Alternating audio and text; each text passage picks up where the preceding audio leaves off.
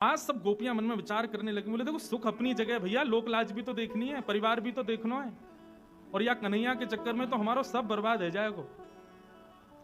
एक गोपी बोली कल मैं तो खिचड़ी बना रही, और वही समय यानी वंशी की ऐसी तान छेड़ी कि नमक की जगह शक्कर डाल दी वो खिचड़ी में।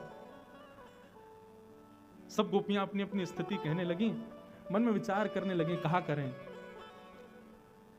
कहा करें। तो सब गोपी ने मन बनाया, बोले एक काम करो, लाला की बंसी चुराए लो।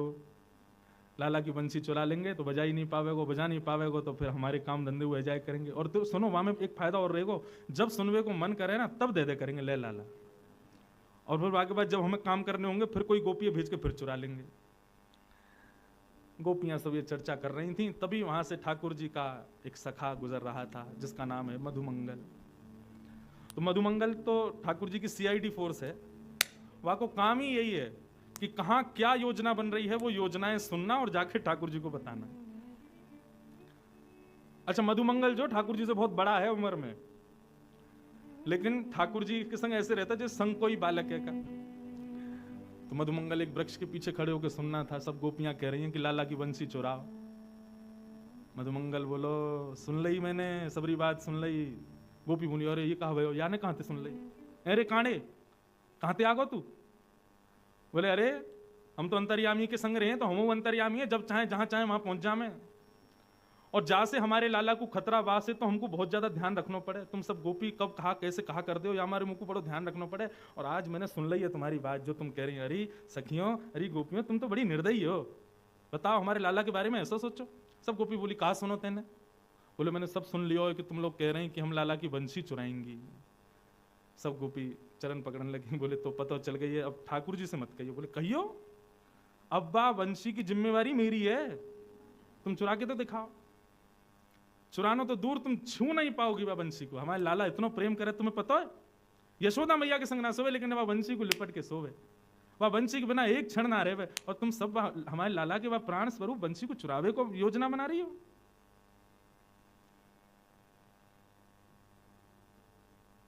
मैं रक्षा करूंगा, ना चुरा पाओगी बंसी। गोपी बोली मधुमंगल तू हमारी बात सुन, यदि तू हमारी बात सुनेगो तो तू भी राजी करेगो कि बंसी चुरानी चाहिए। देख हमारे घर की स्थिति क्या कर दी है वह बंसी ने, जब जब बजाय की वजह से जो जो घरों में हो जाता है वो सब बताने लगी गोपियां। मधुमंगल बोले मेरे पास एक उपाय है, वंशी भी ना चोरी करनी पड़ेगी और तुम्हारे काम भी आ जाएंगे। गोपी बोली कहा करनो बता दे भैया, तेरे पाम पूछे जल्दी बता। बोले एक रुई को फोआ लाओ। गोपी बोली अच्छा फिर, बाकी 2 भाग करो। बोले अच्छा फिर, बोले कानन में ठूस के 24 घंटा रहो, बंसी की ध्वनि जावेगी ना, तुम्हारे काम भी आ जाएंगे, लाला की बंसी बच जाएगी। अरे मधुमंगल कैसी बात करे, पूरे दिन कानन में रुई घुमा के घूमेंगे, डाल के घूमेंगे, कहा कहेंगे ब्रज के लोग, सब हंसी उड़ावेंगे। अरे या तो काम ना चलेगा, एक ही उपाय है, अब तो बंसी चुरानी ही पड़ेगी। मधुमंगल बोलो एक उपाय और है। गोपी बोली बता दे भैया दूसरा उपाय बता। बोले एक लंबो कपड़ा लाओ। बोले अच्छा, वाकू मोहते लेके कान तक बांधो। बोले फिर यमुना जी में कूद के मर जाओ, ना बचोगी तुम ना बचेगी ये बला, हाँ कूद काट के खत्म करो। ऐसो मधुमंगल। गोपी बोली अरे हम कौन ते बात कर रही हैं। मधुमंगल बोलो भैया बंसी तो नहीं चुरा पाओगे, क्योंकि वह बंसी की जिम्मेवारी अब मैं ले लूंगा।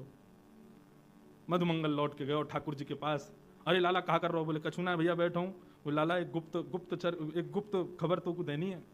ठाकुर जी बोले कहा भैया। बोले कि ये बरसाने की गोपी ने सबन ने योजना बनाई है तेरी बंसी चुरावे की। बोले अरे कहा बात करे। बोले और नहीं तो सांची बता। बोले सांची कह रहा हूँ लाला, या बंसी चुरावे को दोल नहीं है सबरी, यूं कहें लाला बंसी बजावे हमारे घर में यूं है जाए त्यों है जाए, हमारे घर में तो कछुना हुए, इन गोपीन के घर ही क्यों बिगड़े तेरी बंसी थे। ठाकुर जी बोले अब क्या करें। बोले अब कहा करें लाला, एक ही बात है, बंसी मुंह दे दे। मैं तू तो नेक्सो सो बालक है, तू कहां लड़ेगा इन गोपीन ते, मैंने थोड़ा बड़ा हूं मुस्टंड हूं, एक लड़ लूंगा इन तेला बंसी मुंह दे, या की रक्षा मैं करूंगा। ठाकुर जी बोले देख ले प्राणन ते प्यारी है, दे तो रहूं तो। बोले तू चिंता मत करे, ला दे मुख। ठाकुर जी ने अपनी बंसी मधुमंगल को दे दी। अब मधुमंगल ने फेंट बांधी, फेंट में बंसी लगाई और गयो पेड़ के नीचे जाकर के बैठ गयो तपस्वी बन के। बोले कहा करेगा। बोले भजन करूंगा। लाला ने बता दे काय नाम को भजन करूं? बोले राम नाम को भजन कर भैया। बोले कहा बोलना? बोले हरे राम बोलियो। मधुमंगल पहुंच गयो, हरे राम पीले राम नीले राम भजन करने लगो ठाकुर जी को। ठाकुर जी को भजन कर रहा है। इतने में ही सब गोपियां वहां से निकल रही थीं। गोपी ने देखी महाराज तपस्वी बैठो है और सबने देख ली फेंट में बंशी बंधी है ठाकुर जी की। सब गोपी ने घेर लियो मधुमंगल। अरे आज तो भजन कर रहे हो? बोले बिल्कुल परेशान मत करियो मुझको, नाम जप कर रहा हूं मैं, भजन कर रहा हूं। बोले अरे भजन में कब ते बैठे? सवेरे ते बैठे होंगे, थक गए होंगे, न हम आपको कछु खवाए दें पिवाए दें, न आपको भूख लगी होगी। सब गोपी ने अपने अपने माखन के मटका खोल खोल के सामने धर दिए। माखन तो मतलब ठाकुर जी और ठाकुर जी सखा बा के आगे तो फिर कछु नहीं, मुंह में पानी आ गो। सब गोपी बोली आओ हम अपने हाथन से आपको पवाए दें। मधुमंगल तो आनंद देते, वो भूल गो वंशी की रक्षा करनी है, मुंह खोल के बैठ गो, लाओ पवाओ। सब गोपी अपने घर घर के मक्खन ले में वाके मुंह में दें। अब जैसे ही मक्खन मुंह में जाए, नेत्र बंद करके मधुमंगल खूब आनंद में माखन को ले रहा है। इतने में 2-3 गोपी पीछे गई, पीछे ते जाकर के फेंटते बंसी निकारी और पीट पाट के मधुमंगल को भाग गई, ले गई बंसी। अब मधुमंगल रोतो रोतो गयो ठाकुर जी के पास। बोले लाला मेरी बंसी सुरक्षित है? वो लाला अब तो मैं कहा बताऊं, मैं ही सुरक्षित आ गो, यही बहुत बड़ी बात है। अरे मुंह तो लगे, ये सबरी गोपी भांग में लाला इन मक्खन में ऐसा खवाया, मैं तो बिल्कुल मूर्छा में आ गो, सबरी बंसी लेके भाग गया। अब तो जैसी पता चली बंसी चोरी है गई, ठाकुर जी तो अब इतने परेशान। कहाँ गई होगी? बोले बरसाने की गोपी ले गई हैं तो जरूर श्री जी को जाके दे दी होगी। अब तो लाला उन्हीं के पास जा, वही तेरी रक्षा करेंगी, वही तो पे कृपा करेंगी। हमारे ठाकुर जी बरसाने पहुंचे। अच्छा, ये सब योजना गोपियों ने श्री जी के नेतृत्व में ही की थी। पहले श्री जी को जाके बताई थी, बोले भैया जादनाते ही बंशी ठाकुर जी की भजन लगी है। बोले लगे तो बहुत अच्छा है, लेकिन हमारे घर बार तो सब बिगड़ रहे हैं बैठे। श्री जी आप आज्ञा दो तो हम को चोरी कर लाएं। पहले तो श्री जी ने मना किया, लेकिन फिर ललिता विशाखा ने प्रलोभन दियो, बोले बंशी चोरी हो जाएगी तो वह बंशी को लेवे श्याम सुंदर आमेंगे। तो श्री जी को लगे अच्छा श्याम सुंदर यहाँ आमेंगे? बोले हाँ। अब तो दोनों ही एक दूसरे को देखवे के चकोर हैं। श्री जी ने भी आज्ञा दी कर लाओ चोरी। और महाराज सब गोपी चोरी करके वह वंशी को ले गई और ले जा करके रत्न जटित सिंहासन पर बैठी श्री जी उनको प्रदान कर दे।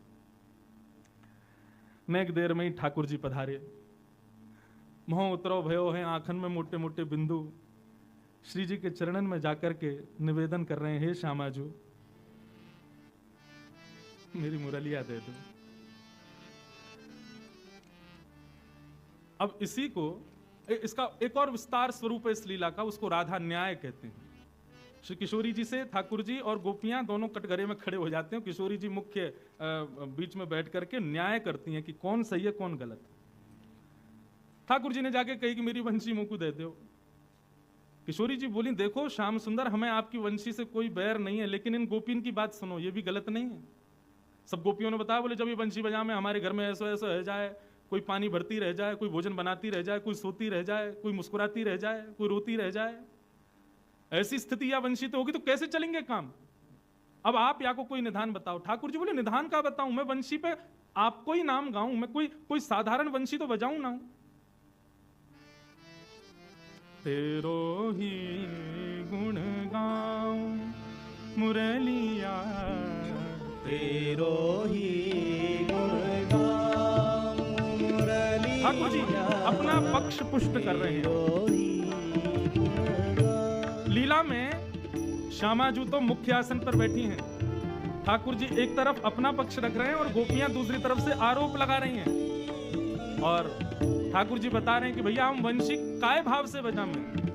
तेरो ही गुण गाऊं मुरलिया, तेरो ही गुण गाऊं मुरलिया, तेरो ही गुण गाऊं मुरलिया, तेरो ही गुण गाऊं मुरलिया।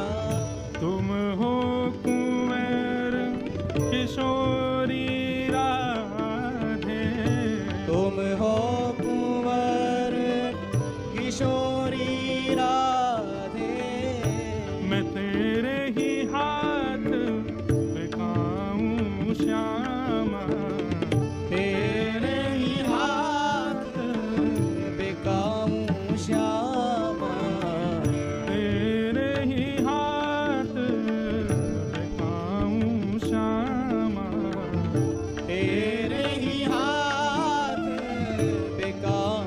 श्यामा तेरो ही गुण गाऊं मुरलिया तेरो ही गुण गाऊं मुरलिया तेरो ही गुण गाऊं मुरलिया तेरो ही गुण गाऊं।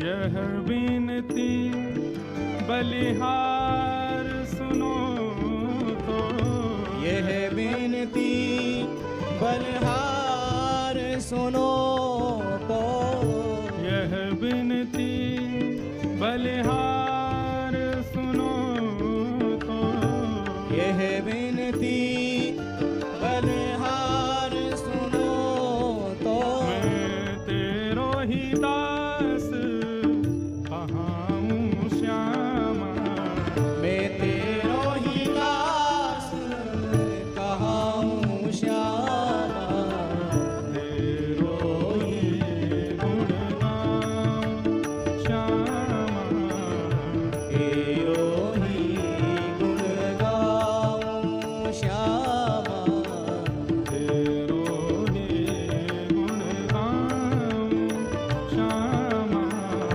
तेरो ही गुण गाऊं श्यामा तेरो ही गुण गाऊं श्यामा तेरो ही गुण गाऊं। ठाकुर जी बिल्कुल भाव में आ गए, रोवे ही बारे ने का देर में हाथ जोड़ के कह रहे हैं, हे श्यामा जी मैंने वंशी कोई के घर बिगाड़वे को थोड़ी बजाई है। मुझे कहा पतो ये गोपी कब कहा कौन सी लीला कर रही है। मैं तो आपको जब स्मरण करूं, आपको याद करूं, तब वह वंशी को वादन करूं। वास्तव में इस लीला के पीछे एक भाव यह भी है कि भाई श्याम सुंदर के अधरामृत को पान सब गोपी करनो चाहे, लेकिन वो सुख केवल और केवल वह वंशी को ही मिले। तो इन सब गोपीन के 36 के आंकड़े भी हैं वह वंशी थे। ये वंशी भी एक सहचरी है, सखी है, या हमारे ये सब दूर करना चाह रही हैं ठाकुर जी से। लेकिन आज ठाकुर जी अपना पक्ष कह रहे हैं कि हे श्यामाजू, हमने वह वंशी के द्वारा कोई के घर बिगाड़वे की इच्छा ना रखी। और तो और मैं अपने सुख के लिए भी नहीं बजाता कि मोए कोई राग रागनीन को बजावे को बहुत सुख मिले, मुझको अच्छा लगे, ऐसा नहीं। मैं तो आपको जब स्मरण करूं तब बजाऊं श्यामाजू। मैं तो आपको दास हूं, मैं तो आपको सेवक हूं। नागपुर वारी ने बड़ी हंसी आ रही है, लाला सेवक कह रहे हैं अपने आप हैं हमारी श्री जी के आगे। भाई बंसी लेनी है तो कछु तो करेंगे। वैसे तो हमारे ठाकुर जी सदा ही दास हैं, लेकिन प्रार्थना कर रहे हैं श्यामाजू मेरी बात सुनो, मैं कहां गलत हूं। ठाकुर जी के नेत्रन में जैसी मोटे मोटे आंसू आए, इतने में श्री जी ने इशारों किया गोपिन से, बोले रहने दो, अब मान जाओ इनकी बात। तब एक गोपी किशोरी जी से ऐसो के, अच्छा ठीक है अब दया करके इनकी वंशी इनको दे दो, दया करके। ये कोई इस न्याय में जीत गए हैं या इनका पक्ष मजबूत है इस बात से नहीं, दया करके इनकी वंशी दो। और श्री जी वैसे एक बात कहूं, वह वंशी को हमें रखना भी नहीं चाहिए। बोले क्यों, क्यों नहीं रखना चाहिए? युवती मन घन चोरनी दे हो अगते डार, याहे मिले पट चोर सो चोर चोर की यार। बोले ये जो वंशी है ना, हमें कहीं से पता चलिए ये भी श्याम सुंदर ने चोरी करके अपनाई है, तो यह भी चोर हैं। और ये वंशी भी तो वैरणी चोरनी है। बोले क्यों, ये हमारे चित्त को चुरावे? ये भी चोर हैं, वो भी चोर हैं, ये चोर चोर एक दूसरे के यार हैं। यह में पट चोर सो चोर चोर की यार, यह चोरन सरदारनी यह चोरन सिरमोर। हे श्यामाजू, ये वंशी चोरन की सरदारनी है, और ये जो सामने खड़ो का है इतनो सीधो सो बन के, ये चोरन को सरदार है। इन दोनों की जोड़ी बनी भई है श्यामाजू। प्रेमानंद सराहनी बनी रहे यह चोर। हे श्यामाजू, हमने सुनी है जैसो रखो संग वैसो है जाए मन। अगर हमने या वंशी को ज्यादा समय अपने पास रखो तो हम बरसाने वाले आपकी सहचरियां, आप हम सब बड़े पवित्र हैं। या चोर की या चोरी भई वंशी को, ये चोरनी को यदि हमने अपने पास रखो तो कहीं आके अवगुण हमें नहीं आ जाए, या हमारे दया करके या वंशी को इनको ही दे दो। या कुछ ज्यादा समय संग नहीं रखना चाहिए, नहीं तो कहा पता वाकई अवगुण हमारे भीतर आ गए तो। तब ठाकुर जी, तब उन गोपिन के भाव सुनकर के श्री जी ने न्याय में जीते नहीं है, दया करके वंशी को ठाकुर जी को प्रदान किया। अच्छा ले रखो अपने पास। जैसे ही ठाकुर जी के हाथ में वंशी आई, ठाकुर जी के तो तेवर ही बदल गए, आंखन के ढंग बदल गए, चेहरे को रंग बदल गए। बोले एरी गोपी का कह रही, ये चोर नहीं है, मैं चोर हूं, ले रुक अभी बताऊं। इतने में ही ठाकुर जी ने दर पर रखी वंशी और जैसे ही नाद किया सबरी गोपी वहीं मूर्छित होकर गिर गई। और श्यामा श्याम की अद्भुत लीला का ये मधुर भाव प्रकट हुआ। ऐसे हमारे ठाकुर जी की मधुर लीलाएं ब्रज में